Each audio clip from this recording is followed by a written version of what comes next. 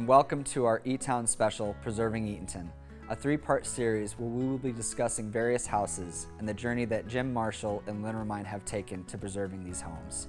Here in episode 3, we start by talking about the Reed family, who inherited their land from their forebears, and conclude this series with the various house styles that the Preservation Commission and Historical Society are striving to protect. Here's what they have to say. The Reed family is credited with really introducing the high-style Greek revival type to Eatonton. There were 5 brothers who had inherited about 6,000 acres of land from their father and grandfather, and they were all in cotton production during the 40s and 1850s, and so got filthy rich and all of that. And the first one, Edmund, was the first one to come into town. I guess he was the oldest, and built Eatonton's first Greek revival style house. And it's now called the Hayban House. Well, one of those houses, the Alexander Reed house, I thought it had a beautiful landscape and just the scenery, like as you're walking in, right. Like that little entryway when you're just walking through. Like, right. Talk to me a little bit about that house. Right, that is the Alexander Sidney Reed house, and we credit the beauty of that house to probably his wife, Maria Louisa Jordan, who was from a native of Charleston, so she was used to the very best. And we believe, and there is evidence to believe, that Thomas Little of New York City was the architect for that and Hay House in Macon. Really? We know he was the architect for Hay House in Macon, but William Butler Johnston, who built Hay House, was best friends with Alexander Sidney Reed. They had gone to school together here and at the University of Georgia. And that's the reason that house is a classic, high-style, Corinthian themed home. There's most exquisite plasterwork inside. The moldings and the plaster medallions are just incredible. Interesting to me is that I think a lot of its beauty is the long approach that you have down Wayne Street. And then when you get to the house, you have the long boxwood alley that leads up to the front porch. Alexander actually bought that property from his brother, who had a plantation, well, it was a federal style house when it was there. And then they moved the house 2 blocks north on Lafayette Avenue, and then started construction on the present Greek Revival house. And during one of the most interesting things about that house to me is that, first of all, the front portico there's no weight resting on the columns. So there's been very little deterioration of the capitals of the Corinthian woodwork because of the weight or settling of the house. And was that intentional? Yeah, absolutely intentional. It was cantilevered out from the main house, just like you would do today. Yeah. And the concealed gutters for the porch all drained down the center of the columns in cast iron pipes, out into the ground. Mr. Reed, they say it took him 10 years to collect the materials for that house, and that they allowed the foundation to sit for 5 years before they started the superstructure. So in 1886, when we had every brick house in Eatonton, in the county, the brick chimneys fell because of the Charleston earthquake. We had severe tremors here. We are close to the Madrid Fault, which runs from Charleston up through Augusta, between Augusta and here, and then angles over to Missouri and up towards Alexandria, Virginia. Just a couple of years ago, the earthquake they had there, we felt in Eatonton. And Augusta got a lot of damage from it. But none of it, just to show how well built that house was built, it lost none of its plaster work on the inside, none of the plaster medallions, ceiling medallions, it's all intact, none of the plaster walls cracked. That's fortunate. So, like the Bronson House did lose. Yeah. Bronson House lost everything. And the owner at that time didn't have I know he had the wherewithal because he was a very wealthy entrepreneur and banker. Just didn't care. So they put back narrow gauge, beadboard ceiling, which we've now improved with, sheetrock, and we've imported mantles, medallions from Canada that were based on Natchez examples. So we've tried to bring that back. the other Reed houses are all, beautifully detailed.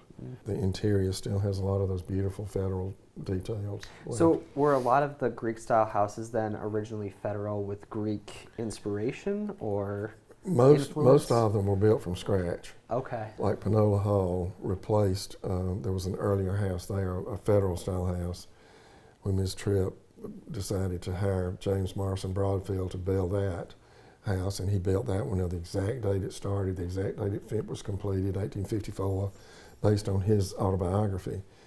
And she had originally bought a Federal-style cottage and added on to it, and then when she wanted the big house, she just moved it over to the side lot, and it's the Plunkett Dennis house. Yeah. I just can't get over how casually these houses Just were moved. just moved from one place to Rolled the over. next. And what is the delight is that some of these moved homes are still here, Yeah. and they're Yeah. older than the the Rather houses than that tear them replaced them. down, I mean, That's they crazy. Yeah. could have easily just been torn down and replaced. So we were very fortunate to have the early ones still intact. Yeah. So let's talk about the Bronson House for a little bit here. So my understanding is that it's used for exhibits and public use. Why use it for that as opposed to just selling it, to any home buyer? Well, it is a Reed house in its present configuration, and also serves, and our strategy with buying it, even though it was a real leap of faith for a small organization to buy something that massive, understanding that upkeep long term was going to be incredible, was its strategic placement to stop, as we talked earlier about the encroachment of the commercial activity Gotcha. up the avenue, which is really Eatonton's Silk Stocking Street. I mean, it's almost all the best houses are on that street, and the others are satellites. But anyway, we made a decision early on to never take another dime from the federal government to do any restoration projects, because it was impossible to spend. You had to deal with too many different architects that were all still wet behind the ears, just graduated, knew nothing. And so the members just arrived the day after we closed in October of 1985, and we started taking out the green carpet and the things that had been added in carefully over time on the main floor that we wanted to retain for our use, and with the intent of using it for, of course, historical society events primarily, but also making it available for wedding receptions. And we actually have had small weddings there in the North Parlor for, like second marriages or, elderly couples marrying. And that's worked out fine. Lots of bridal showers. I can't tell you how many of those we've had. And this past Saturday night during the ghost tour, Joe DeLoach and I were talking about how many heads we fed down there. I mean, it's just, one night we served 148 people in shifts to make money to help, continue the restoration.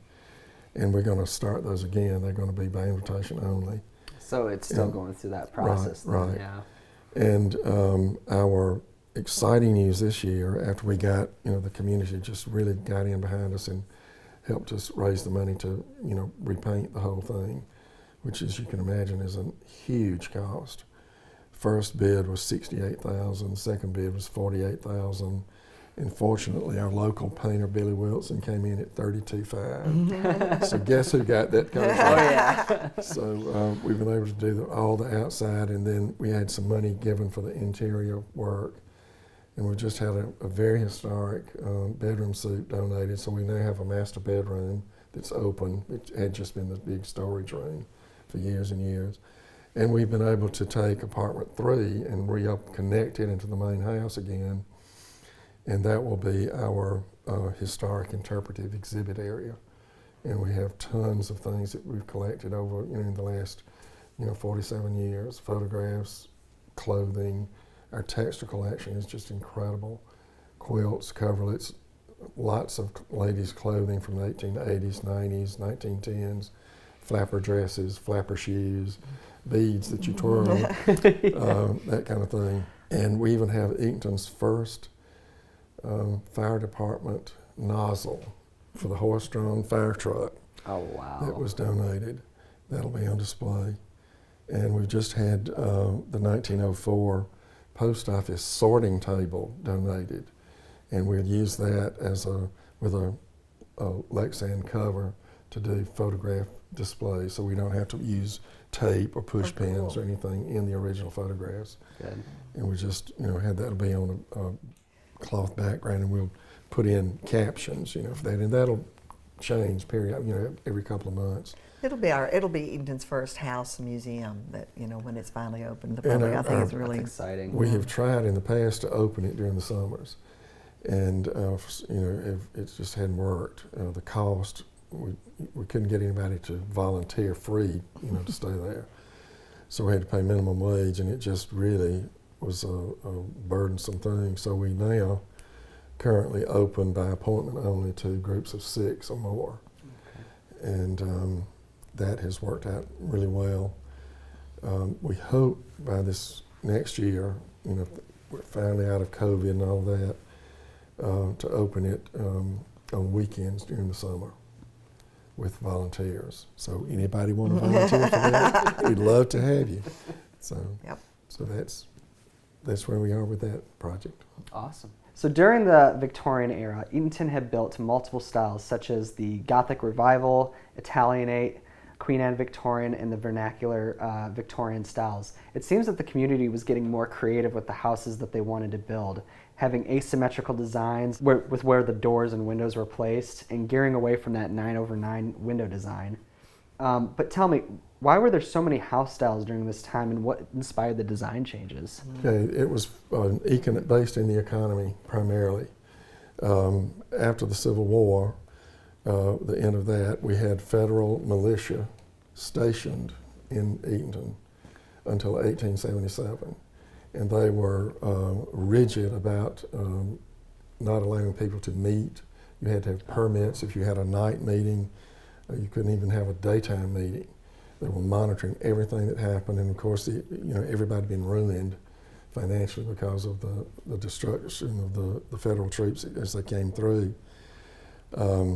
And it wasn't until 1877 when the new Georgia Constitution was adopted that U.S. Congress agreed to pull the federal troops out of the state. And that just created an overwhelming influx of new investment, new people that wanted to help rebuild after that terrible period. Wealthy people from Atlanta moved down. And the reason the Italianate style is so important in the evolution of our architectural history is that the very first Italianate house was built in 1878. It was the first house that had been built in Putnam County since before the Civil War. Wow. It's now, we call it the Pink House. Beautiful 2-story Italianate high-style house. Dr. George Washington Thomas built it, and he hired an Atlanta architect to design it, and then had a contractor out of Milledgeville build it. The second one is now owned by the Whitten family, and it was the first Methodist church parsonage, also built 1878. The first time anything major happened, major expenditures or fundraising event by the Methodist. Same reason, because everybody was broke, because of the aftermath of the war. And third is, actually this happened, right before the war. But the third Italianate house, it's of real important architectural significance, is the, it's Tunis and Pascal Salmon's house on North Maple Avenue. And the Italianate front there was added by my great-great-grandfather and his wife after they made the grand tour of Europe and saw the Italianate style being used in the English country homes that were being built. And when they came home, they ripped off the 4 white columns on the 2-story house behind it and put the Italianate front on with the 3-story tower on the front. Just again, I want to stress how important that Italianate design is to the local economy of Eatonton and Putnam County, because it is a marker that is when the financial fortunes of the South began to change for the positive. And between 1878 and 1905, we had a huge variety of homes built in different Victorian, high-style, vernacular style houses, and some in between, all of that. Yeah. because people were beginning to be more prosperous and could afford to build again. Simple as that. We had outside investors like Dr. Benjamin Weeks Hunt came in from New York, banker there, and retired to the South, married a local woman related to the Reeds, bought Panola Hall, and began to transform the local economy away from total agricultural dependence on cotton, into the dairying industry primarily. So tell me a little bit about like the materials that were used to build these Victorian houses. Like, how was it different from the Greek style or the federal style houses? Well, the Wouldn't you say that one of the big differences, Jimmy, is the fact that you've got the Industrial Revolution that has happened? Absolutely, that's what I was going to say. Okay, and you're talking about all the little cuts and the filigrees and all the turns and Right. things like that you see in Victorian. By the time Okay. Queen Anne came into vogue, everything was being mass produced because of the Industrial Revolution. You could, instead of having to hand build a mantle in Augusta, you could order one from Philadelphia or Pennsylvania. So it was easier for these house designers to really like experiment with different designs because they were mass producing And everything. the companies that were manufacturing all this stuff, the windows, you had huge variety in the kind of windows Stained that you glass, put up. Stained leaded glass glass. blocks, leaded glass, bubble glass or bowed glass, and then in the variety of newel posts, you could order those, and then also you could build prefabricated staircases, the whole thing, that you would build a shell and then fit that into. And so great diversity of interior designs and exterior designs as well. There were also pattern books, catalogs where you could order Victorian bric-a-brac trim for the porch. You did, prior to that, anything turned like a baluster for a Greek house had to be hand done on a lathe individually, one at a time. So for the Preservation Commission, was it easier for like getting supplies for Victorian style houses opposed to houses? It's amazing. They can reproduce that. It looks exactly like, it looks awesome. exactly like what they made. It was all made by machine. So that's the big, instead of being the hand carved work. I mean, of course, that's beautiful, but at least you can reproduce it. Maintain that consistency. Use the wood, though. Use the wood. Yeah. But Not you the know, we were plastic, talking yeah. about how you can really look at a city as you drive through Eatonton. You can see the history. You can notice how things have progressed by the varying styles that you see through town.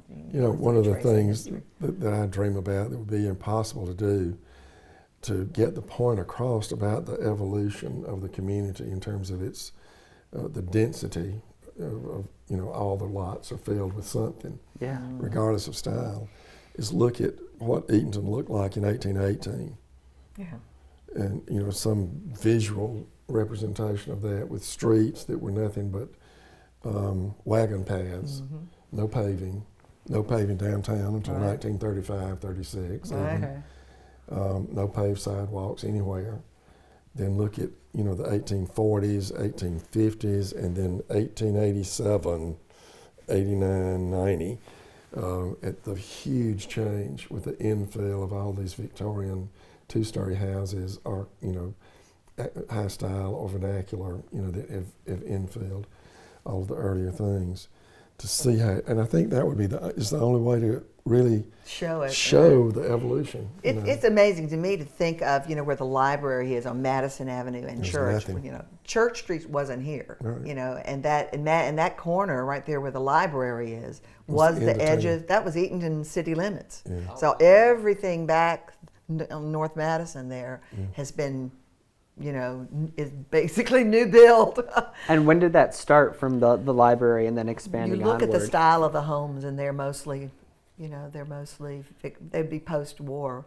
Well, they'd be, I would say, Late most of them in the 1800s. Avenue 1900 to 1915. Yeah. You have to relate that to Ms. Leila Ulrika Head Jenkins, Judge Jenkins' widow, Right. selling off all those lots. And she moved to the sticks. And then Miss Carey came Back home at the end from of the- England end of and the said, "Let's avenue." move the house back." Yeah. She's still private. She'd be happy, wouldn't she? And the interesting thing when we found this is that the avenue is that end of Madison Avenue has always been called, or in the avenue, we live in the avenue, is that it was a private street to the Jenkins home until 1936, when the city threatened to condemn it rather than purchasing it from them, and same with Carriageway. And they, by then, agreed to let it go. And people that had built the houses facing the avenue, if they had company, they had to arrive by alley on the back side, the back lots, and walk through the mud puddles to the front door, I guess, to come in for the party. You couldn't park your buggy or your Model T, in the avenue. That was private street. Now, I find it interesting too, because normally in like situations like when you're trying to place sidewalks, you always have to deal with like where the roads are gonna be affected and like getting into people's personal private property. Would they ever just move the houses like a foot further away from the street just to add those sidewalks, or was it actually got narrower, didn't they, Jenny? They got smaller. I think the streets themselves kind of. No, you don't think so? Mm-mm. I was looking at an old photograph of Madison. The one that has the telephone poles down the middle of the street makes it seem wider. Oh, okay. But that actually the sidewalk space was included, you think, is street. Ah, okay, that's why it looked larger. And the other thing that was amazing to me that we've learned over time, as the houses have been bought for restoration, is how many of them were actually architect-designed homes, not just local carpenter architects. And how many of the original plans for those houses still exist. Oh, so like you still have the original like blueprints, or? The families Walt do. Rocker's house is one. They have the blueprints. Right. Oh, no kidding. The original Hearn house over on the hill, the plans still exist for that. So there are a number of them that still have them. I think it's interesting too that we had people drew from the pool of architects in Atlanta and Macon, predominantly Macon. So Charles Choate and the Dennis brothers, and were very prominent in designing the houses that were, I call it, Choate designed the school over here too. And the library. And Choate did the library? Yeah. I didn't know that. That's how the school knew to do it. He was building the library They're when very the school, two different designs, totally different designs. Mission and Mission classic style. revival. And what would you call that? Classic revival, yeah. So, after the Victorian period, what came next? What was the next style that we started to evolve to? Well, we moved into Craftsman, and we had two Sears Roebuck houses, Craftsman style houses, that were actually shipped into Eatonton by train, uncrated and put together. Just you believe shipped a house. Could get any. Right. Wow. All the Sears parts was like came in. Amazon. You can get anything And from you would Sears. hire a local contractor to put it all together for you. I want to hear when a company like Amazon, you can just order a house and they'll just drop it by drone, like, okay, I want it right here. By drone. So, and then we also have two architect-designed Craftsman houses, the Alford House and the Champion House. And the actual original layout for Champion was designed by Ms. Champion herself. Really? And then one of the Macon architects, did the final drawings for that. And from the outside, they don't look like big houses, but those are huge houses when you go in them. A lot of big open space, and they were, instead of going up, they were going back. So there was Okay. just front hall, middle hall, back hall, room. Okay. And I think it's interesting that the Champion House, had a huge attic, and the previous owner took that space and converted it into living space. Huge bedroom. Yeah, a and whole bath. suite. So when did the Tudor style houses come into play? Those had just started up right before the outbreak of World War II in Atlanta. Adair Company, that was a big real estate developing firm, popularized those in their subdivisions, Candler Park, and then the subdivisions from there on into Decatur. You'll see lots of that, the brick primarily, with the little steep roofs and everything across the front. A lot of fake, There are quite a few of those. board and plastering.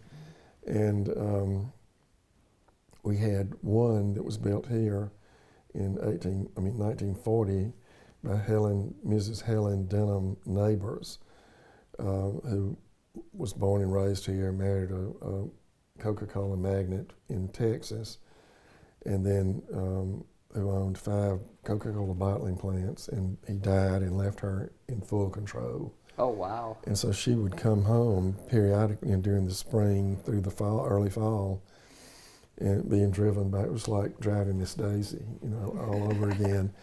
I remember arriving in the first time you could get a pink Cadillac. She arrived from Texas with her chauffeur.